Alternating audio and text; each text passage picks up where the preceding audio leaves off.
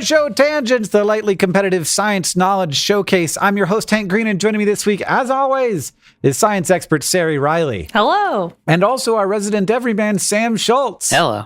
As you may have noticed, or known, or heard, SciShow Tangents is now a YouTube channel with YouTube videos. Yeah. And in those YouTube videos, I can see that I keep my notes slightly to the left of where my camera is. So I just spend the entire episode like this. Yeah.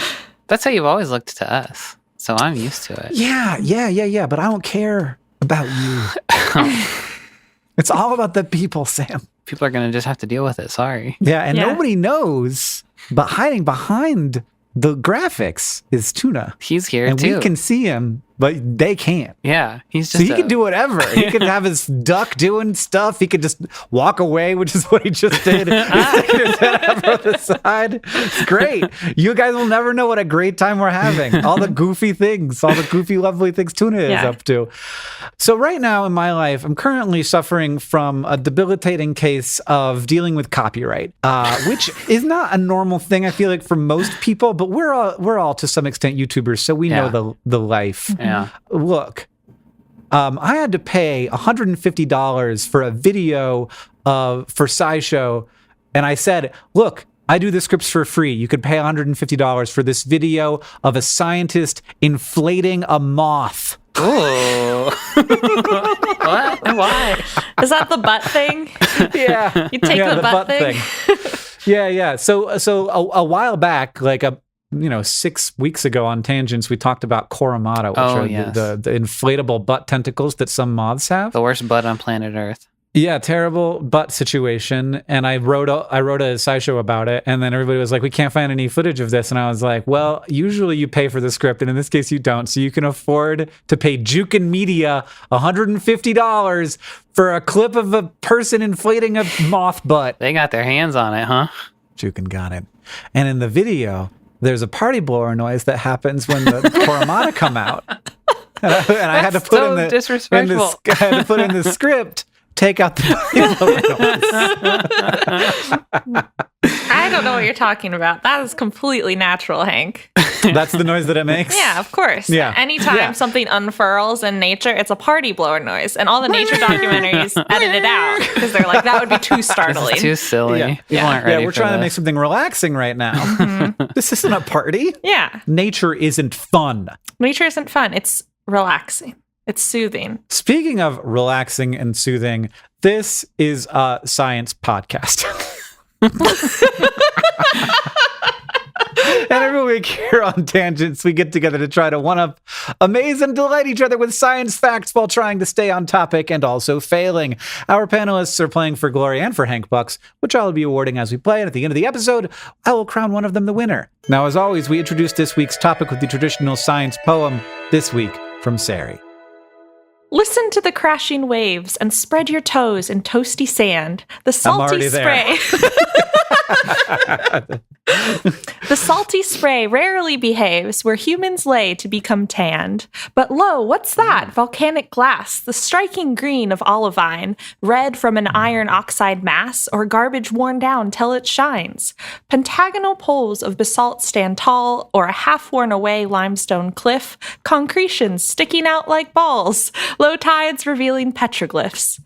From scattered seashells to glowing tides, no two the same on which we roam. So really, what is a beach besides a rocky threshold some call home? Hot damn. Nice. Geological. That was a real poem, huh?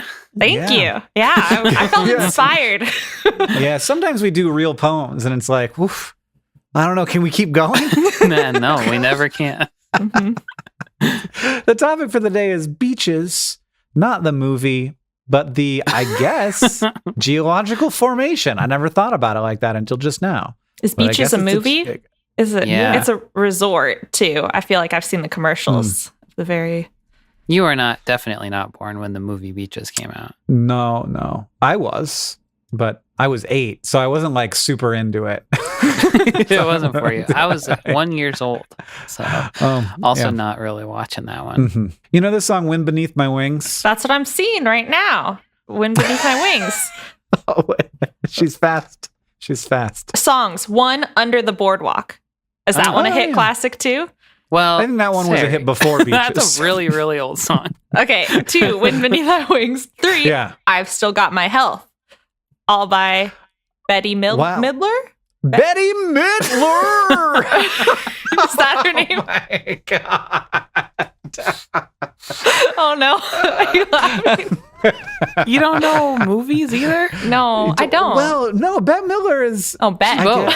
Yeah, it's both. Bette Midler. She's both. You've seen Hocus Pocus. No, I I've haven't. seen Hocus. You You've never haven't? seen Hocus Pocus? I've never Oh seen my Hocus God, the Pocus. topic of the day is beaches. No, it's Bette Midler Sam's now. about to call me a beach. Bette Midler would not hesitate. Yeah. So Sari, what is a beach? So it is, as far as I can tell, coastal zone. So in between water and land. So you can have a lake beach. You can have a ocean beach. You can have a river beach. I've been to one. Yeah, you can have a river Back out beach. to them all the time. Between water and land. And it's where sediment is accumulated and deposited. And sediment feels like a loose word geologically because you can have rocky beaches. You can have very big sediment. You can have like meter-long big rocks. Sediment. And that's still a beach. That's still a beach. That's not a beach if they're meter large. That's just a coast. Like a cliff isn't a beach. I think No, the So coast there's a is line that's, somewhere. That's more than 1 meter. Yeah. There's a line between cliff and beach, but I have to be able to lie down on a beach. I disagree. You can walk on a beach, but not lie down on it. Because there's some You don't have beaches to. that are like jaggedy rocks. Yeah, You would really not want to sharp lie down rocks. on it. Your butt would hurt. Your back would hurt. I just don't know that that's a beach anymore. I think you'd look at it and say, it's- that beach sucks. And it's a beach. Yeah, I think I disagree. I think that the sediment you have to be able to pick up the sediment. That's the line. If I can no longer lift a piece of the beach, it's not a beach anymore. What if the strongest person on the planet could lift up a rock on the beach? Then That'd be fine if like Magnus Magnuson or whatever. So there's more beaches to Magnus Magnuson in the world than there are to you? No. He is the person who defines the beach. His current level of strength defines all beaches. I like we all have different things that we can call a different beach. threshold for a beach. Yeah, like we're not allowed the to older call and weaker you get, the fewer less beaches there are in the Yeah. world. That used to be a beach back in my youth, but now I can't bend over. There also, I think there might be a size at which the sediment can be too small for it to be a beach. Hank. And then it's it's what? just mud. Oh, yeah. Yes. There's like marshes or swamps that are by oceans. But I think, it gets so small that it's dirt or mud. Yeah. Then it's And no longer apparently, a beach. an important part of being a beach is that there's no plants. Or like, there's be an area that's not very planty. Yeah, I agree Yeah. with that. Because otherwise, you're like, that's just a wetland. Uh-huh. The sand gets there by transport from rivers, and one of the scary things I learned. I don't know if I don't want to ruin your facts or anything. One of the scary things I learned about beaches is that they take time of stability to form, and so if the ocean gets much higher than it is right now, you don't just like get a new beach further higher up. It just eats the beach, and you don't have a beach for a long time unless you make one artificially. So. A world where the sea level increases substantially is a world without natural beaches, which is a bummer. Not the biggest of the bummers that will come along with that world, but one of them. Sari, do you know anything else about beaches? I know where the word beach comes from. It was invented by Bette Midler in 1988. Yes. And then she sang about it. She was like, let's go to the beach each. Whatever the Nicki Minaj song is. Yeah, Nicki remade that Bette Midler song. Yeah, she did a cover, right? There's only been one song about a beach in the entire history of music, and that's it. And it's just been covered and recovered. Like that Sari is starting to get into music, so she doesn't know that one Nicki Minaj song. Yeah. You got to start somewhere. Beach actually came before Bette Midler, and it was used in Old English. Came from, I tried to look up the pronunciation of this, BECE, which is Bisha, I think, like somewhere between close to what it was.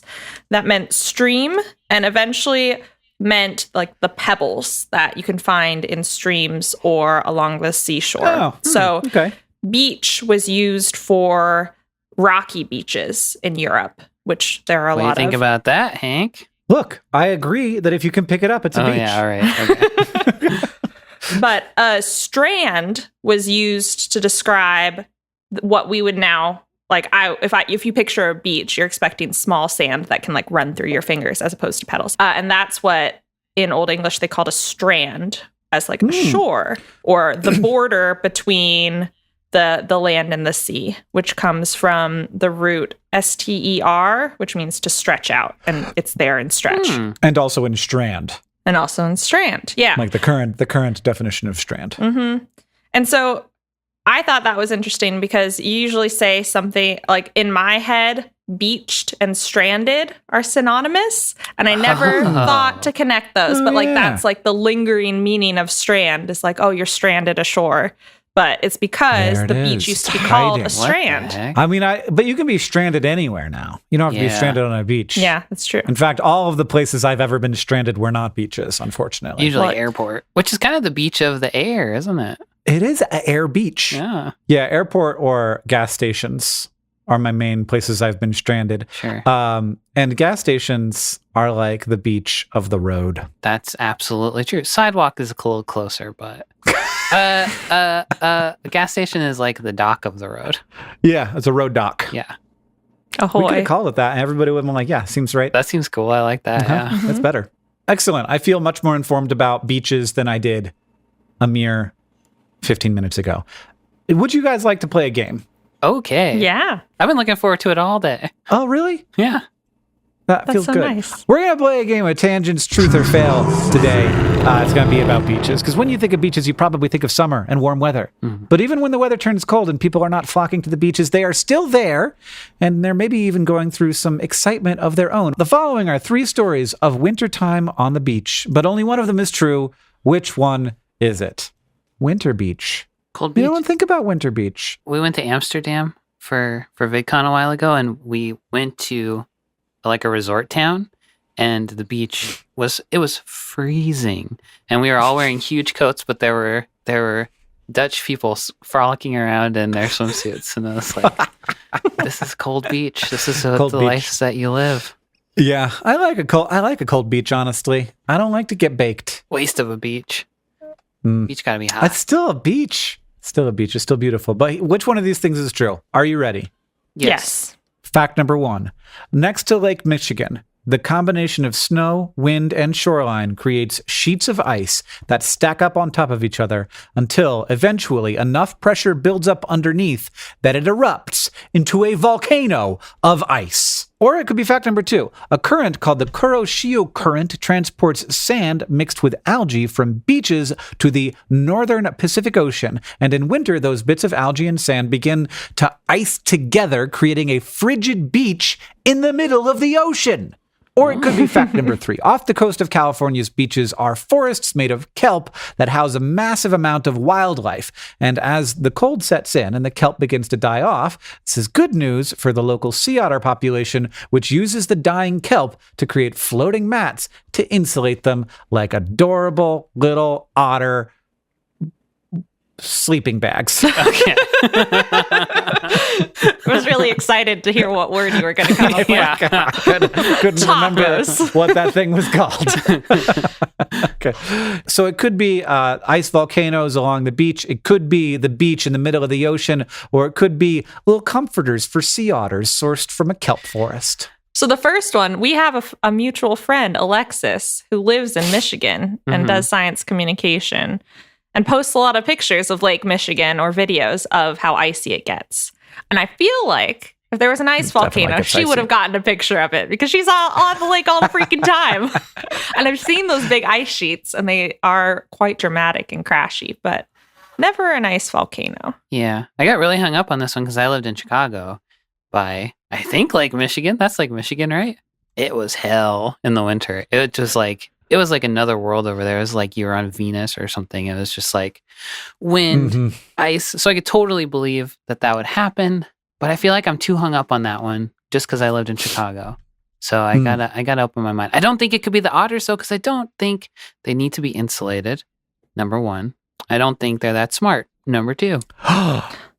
Well, I was with you on number one. I was like, look, maybe otters are so amazing. Who knows? I don't think they need to be smart. They're like a cat. They have so many abilities and powers. Cats are also smart. Nah, they have so many abilities and powers that they don't need to be that smart.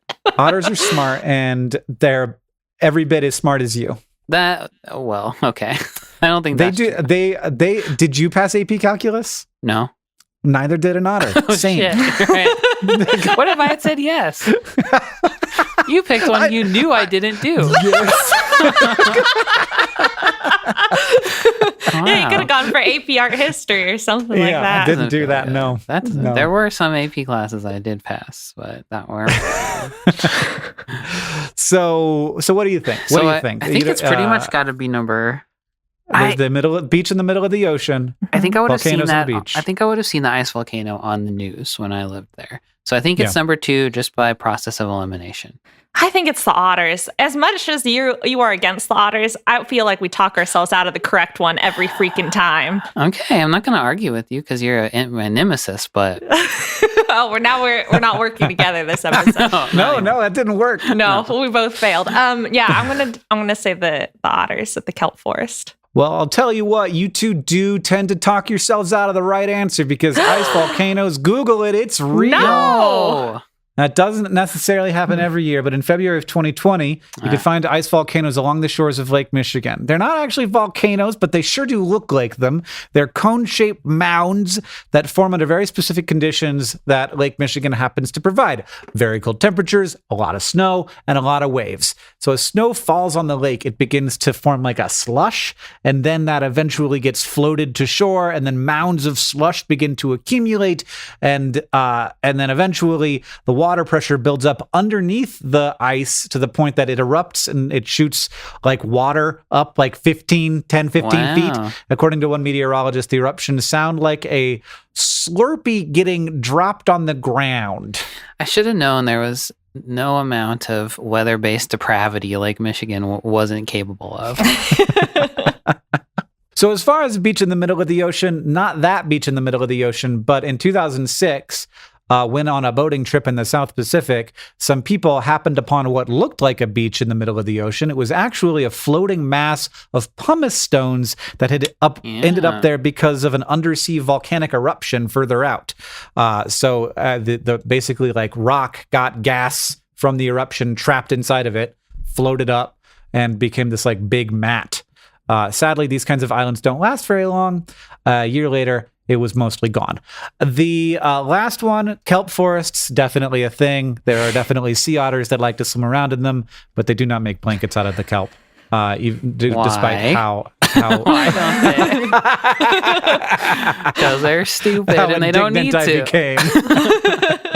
I'll give you they don't need to. Go visit Monterey Bay if you haven't been able to. Go to the aquarium and check out the otters. So you can see them close up at the aquarium, and then you can see them out in the wild in the kelp forest. Help you with your math homework, apparently. No, they won't. They didn't pass either. They'll only do art history. Yeah. All right, so it's a tie ball game here at 0-0, and we're gonna head off for a short break, and then we'll be back for the fact off.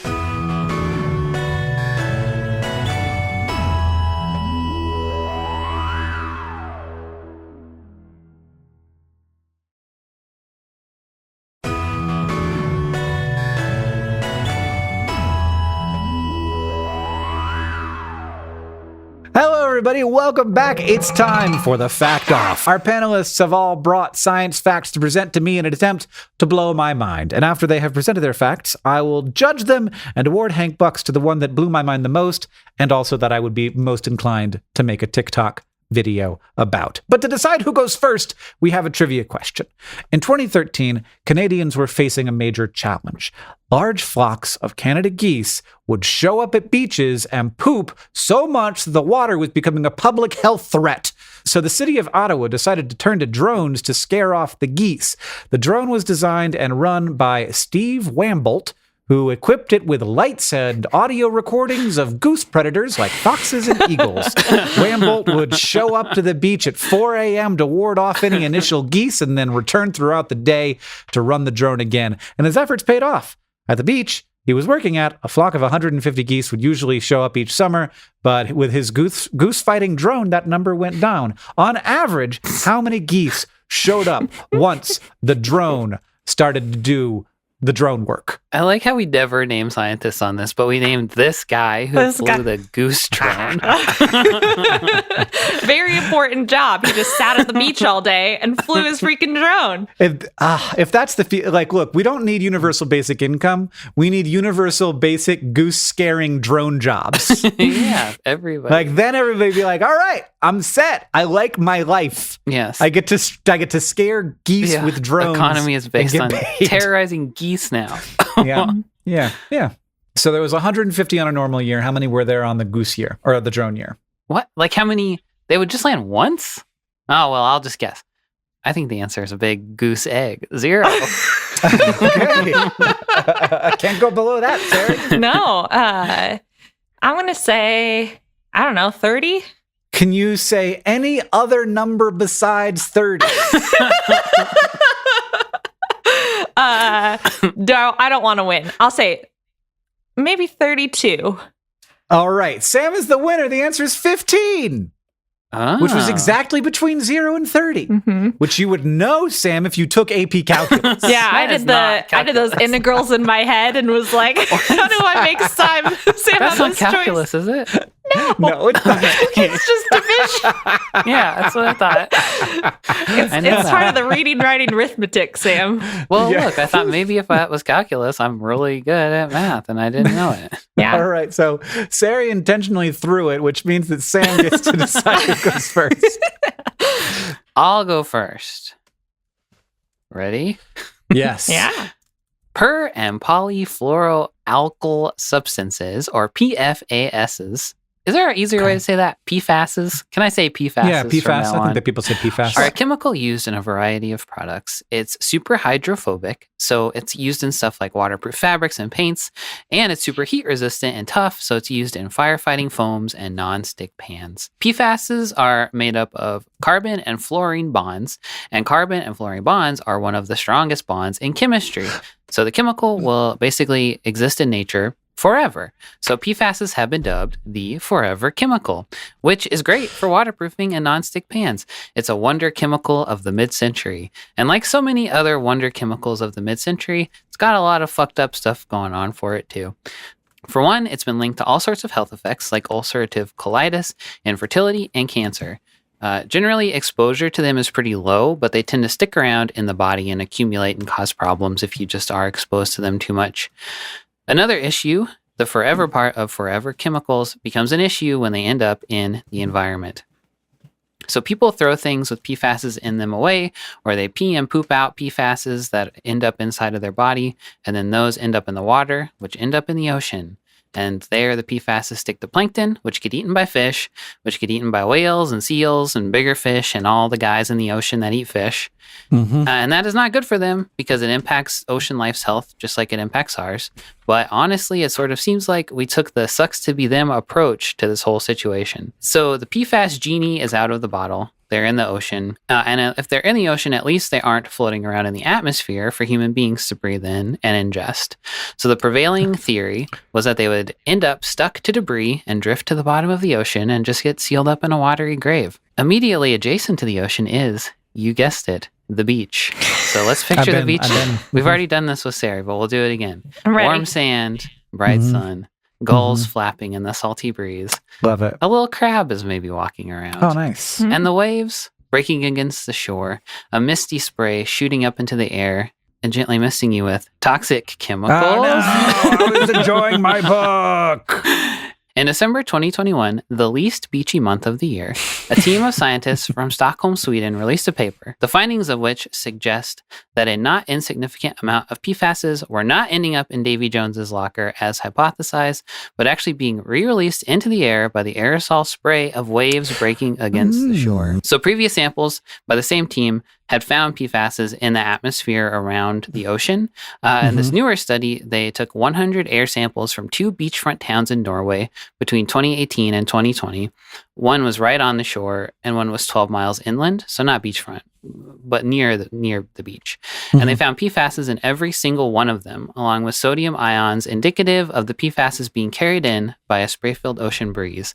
And the higher the sodium in the air sample, the higher the PFASes were too. So the team concluded that somewhere between 284 and 756 U.S. tons of PFASes could be being released into the air every year and be blown far enough inland to contaminate water sources in more places than just beachfront cities. Plus, almost half of humans live within like 50 miles of the ocean anyway, so they don't even have to blow that far.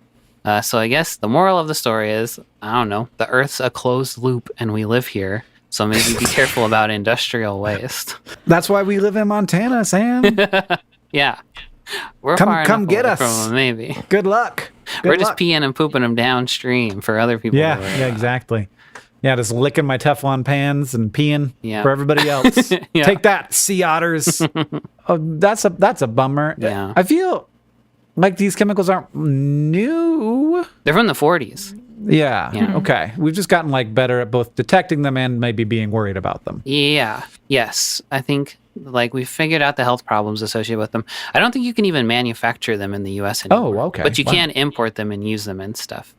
So they're still around. They're not like the stuff that ate those. I feel like if you gotta say like you can't make this anymore, you gotta say you also can't use it. Yeah, it does seem a little weird. Like it's okay to destroy the planet. Just like the other part. It's like it's not other part. It's just one planet. As I was reading this, there was a lot of moments where I was like, well, they're just going to go in the ocean and we're okay with that. It's just like they're too useful for us to do anything about, really, is what it seemed like. So, so we ruined the beach.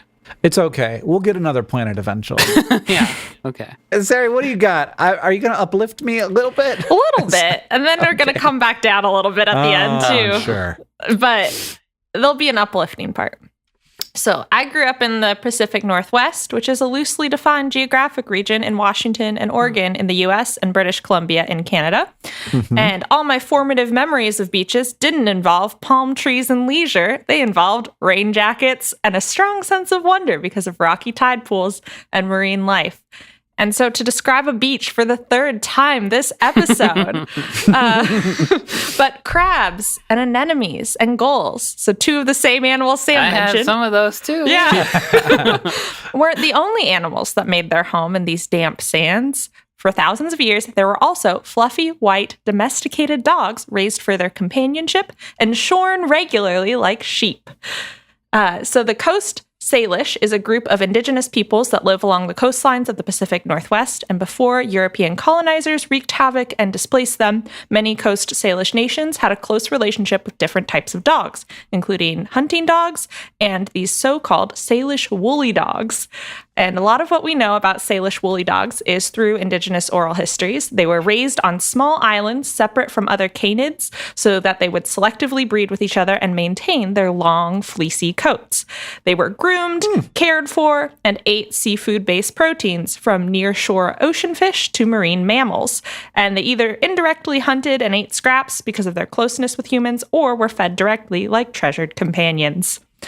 Every so often, the Salish woolly dogs would be shorn for their fur, which would be traded or mixed with mountain goat fur and plant fibers, spun into yarn, and woven into fabric like blankets or clothing. Now, there's only one Salish woolly dog pelt in the Smithsonian Museum of Natural History, or any museum, because some European dude named George Gibbs was doing anthropological surveys of the Pacific Northwest in the mid-1800s, took or bought or somehow acquired a dog, named him Mutton, and then donated his pelt after he died. Oh, okay. And when this pelt was... I accept. They did better than I was expecting.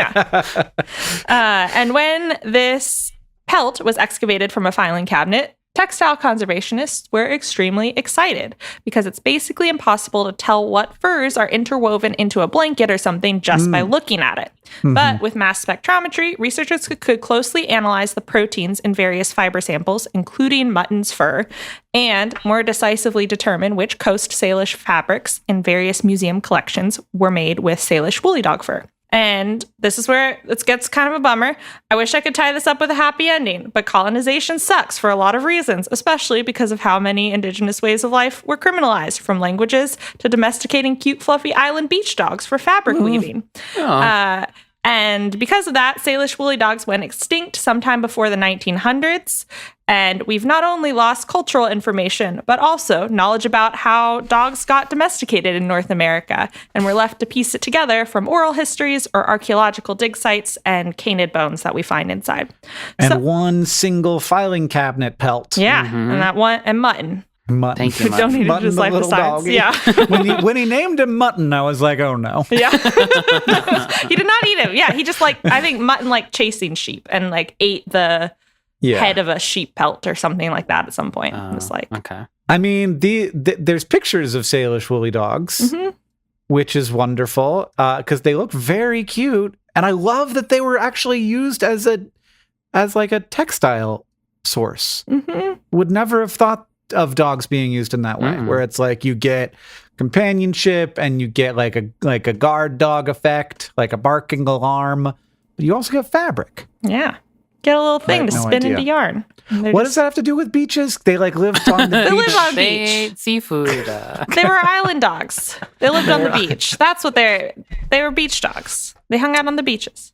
And this was part of how they were bred, is their little island lifestyle. Yeah, so the coastal Salish were not only on islands, but along the Pacific Northwest, but they specifically kept these dogs on really small islands so that they could roam freely, without being caged, but also hang out, do the dog stuff, but also not mix with wolves or the hunting dogs that were on the rest of the land. Little special boy island. A good special.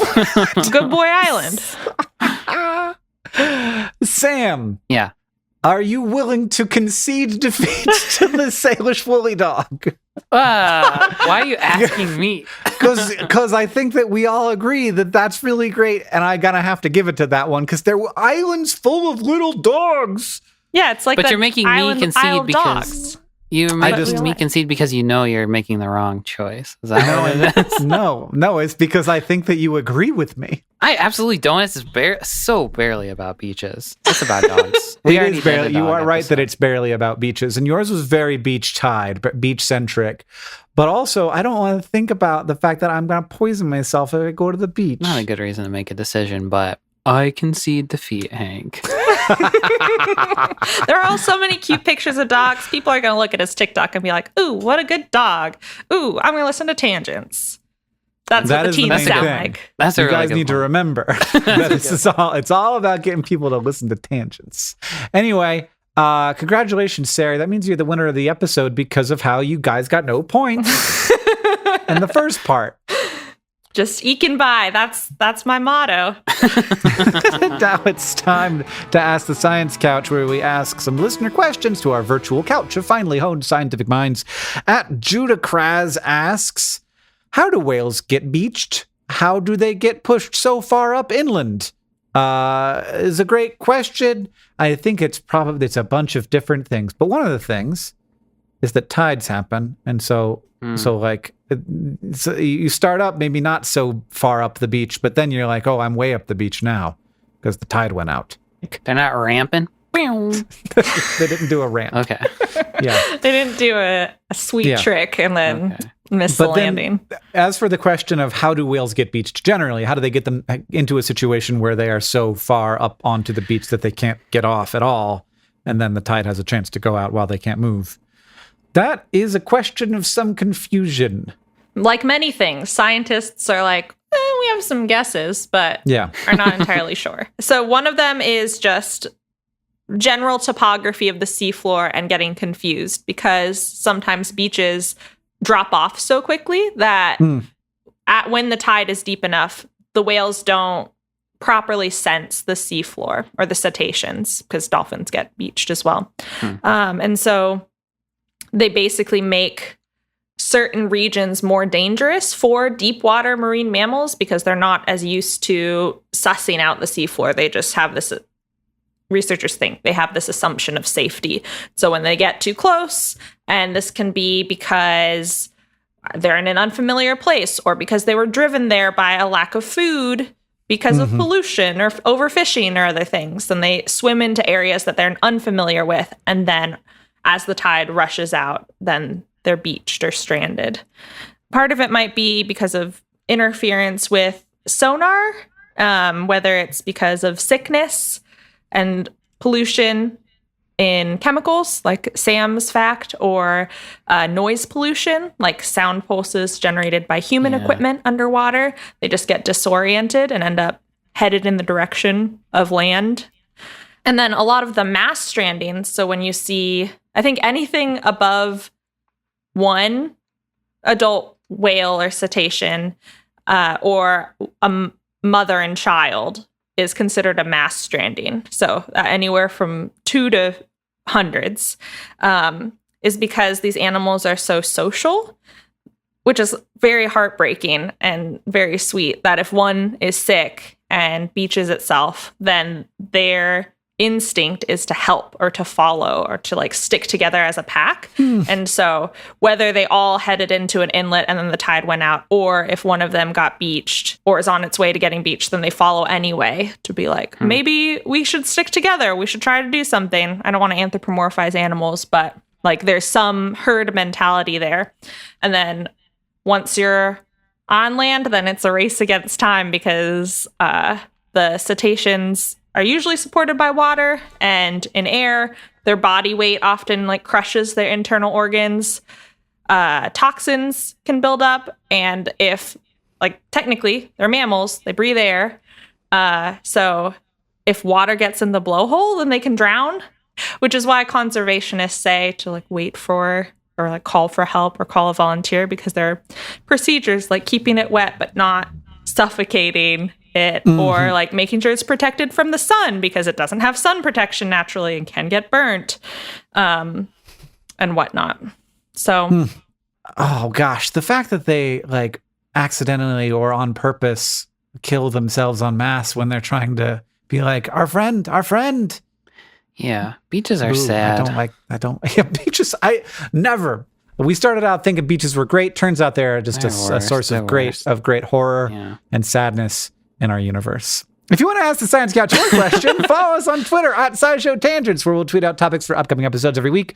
Or you can join the SciShow Tangents Patreon and ask us on Discord. Thank you to Marianara on Discord, Bill on Discord, and everybody else who asked us your questions for this episode. If you like SciShow Tangents and you want to help us out, it's super easy to do that. You can go to patreon.com/SciShow Tangents, where you can become a patron and get access to things like our newsletter and our bonus episodes. You can also leave us a review wherever you listen. That helps us know what you like about the show, and it helps other people know what you like about the show. And finally, if you want to show your love for SciShow Tangents, just tell people about us. And you can watch us on YouTube and subscribe to the channel. Like and subscribe, everyone. Leave a comment. I read all the comments because there aren't that many, and so I can. I read them and even reply to a lot of them. Thank you for joining us. I've been Hank Green. I've been Sari Riley. And I've been Sam Schultz. SciShow Tangents is created by all of us and produced by Sam Schultz, who edits a lot of these episodes along with Seth Glicksman. Our story editor is Alex Billow. Our social media organizer is Paula Garcia Prieto. Our editorial assistants are Deboki Chakravarti and Emma Dowster. Our sound design is by Joseph Tuna Medish. Our executive producers are Caitlin Hoffmeister and me, Hank Green. And of course, we couldn't make any of this without our patrons on Patreon. Thank you. And remember, the mind is not a vessel to be filled, but a fire to be lighted.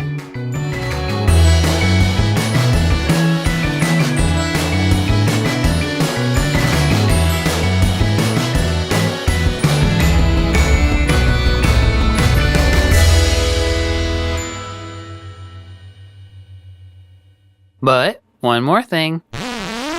If you ever see a little pile of sand on the beach that looks like a coiled squiggly poop emoji or some spaghetti noodles, it's probably not just a coincidence, and it didn't come from anyone's butt above ground. But it did come from someone's butt. It did come from a butt. Lugworms are actually hiding just beneath the surface on lots of coastal beaches and are big parts of ecosystems. They have U-shaped burrows and they eat microorganisms in the sand, and then they poop out all of the rock they can't digest as a cast onto the surface of the beach, and that's the little squiggly poop. So if you want to see one for yourself, dig down in the sand when you see one of their poops, or just Google a picture. Or if you're watching on YouTube, we'll probably just show you one right now. Yeah, here it is. If it's not there and I couldn't find a picture of it, who knows Got what I'm lots showing right now? on Wikipedia. That was all copyright's fault. Yeah. Mr. Thanks. and Mrs. Copyright Thanks for causing nothing, huge copyright. problems. I have a big picture of Mickey Mouse showing right now instead of is that copy? Take that, Yeah. Walter. And we'll now watch the entirety of Star Wars Episode 6, whatever one that is.